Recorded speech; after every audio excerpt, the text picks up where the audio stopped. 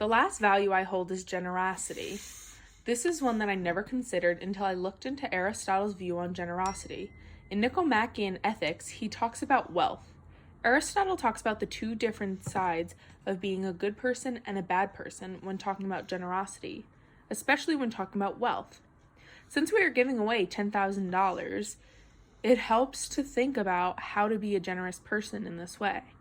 In Aristotle's book, he says that somebody who is creating the most misery would be taking away money from those who need it. And the morally good person would give it to somebody who needs it most and would help the most amount of people. Aristotle creates an image of the most generous person. He says that they must have the right time, the right amount, and to give it to the right person. He talks about when giving money to somebody, you need to have the right amount so it doesn't affect you, the person giving the money away, in a negative way. So it is more characteristic of the generous person to give to the right people than to take from the right people and not from the wrong people. For it is more characteristic of virtue to do good than to receive it, and to do noble actions than to not do shameful ones. And it is pretty clear that giving implies doing good and doing noble actions, while taking implies receiving good or not doing what is shameful. In the quote, Aristotle is saying that if we can give money away, we should do it. But if we can't give money away, we shouldn't be taking it from others. We should be ashamed to take money from others if we don't need it, because we are taking away from those who do need it. When thinking about giving money away, we should be giving to an organization that needs it, say Habitat for Humanity. And we should not be giving away money to people who aren't benefiting others, say Autism Speaks.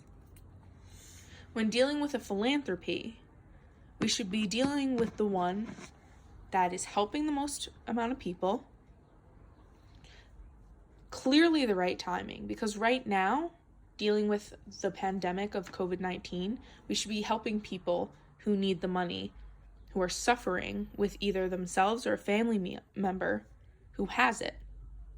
We shouldn't be giving it away to animals who are okay right now. We need to help our own. My view to other utilitarians, for the most part we are on the same page. I have an issue with Peter Singer's view. He states that pain is bad, and similar amounts of pain are equally bad, no matter whose pain it might be. Conversely, pleasure and happiness are good no matter whose pleasure and happiness they might be. I agree with his idea that regardless of the person, pain is bad and happiness is good. The problem I have with this idea is that it goes against the views I hold with Mill. That a good action produces the most amount of pleasure, even if somebody is suffering. I would rather have one person be miserable and the rest be happy, rather than everybody being content with what is going on. Singer, to me, brings down the bar when it comes to the maximum amount of pleasure. So we talked about all of my virtues of being a morally right person, but now we have to wonder why I hold these values.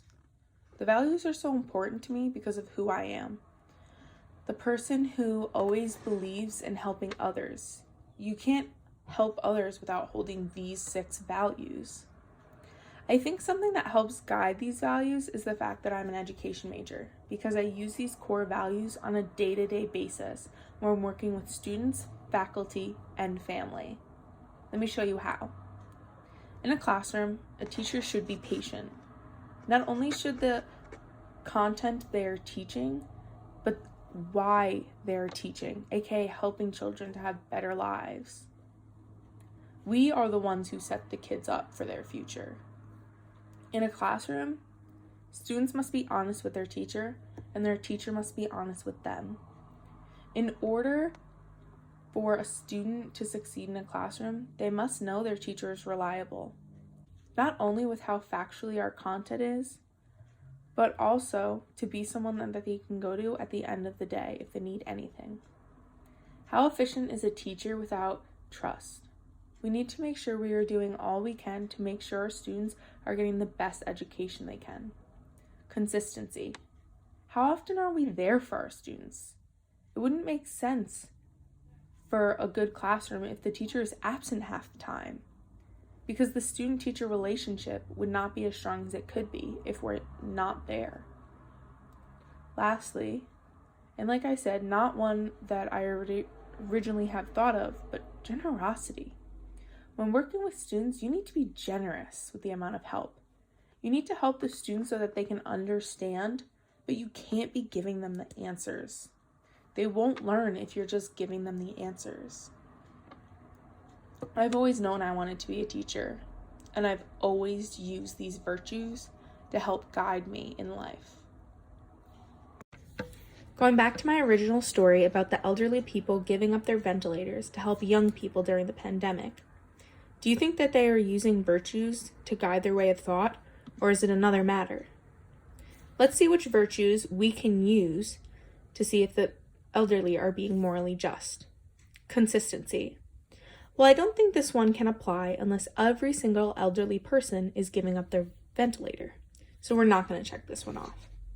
Efficiency. Yeah, I do believe it is more efficient to help more than one young person than to cure one elderly person, so we'll give that one a check. Reliability.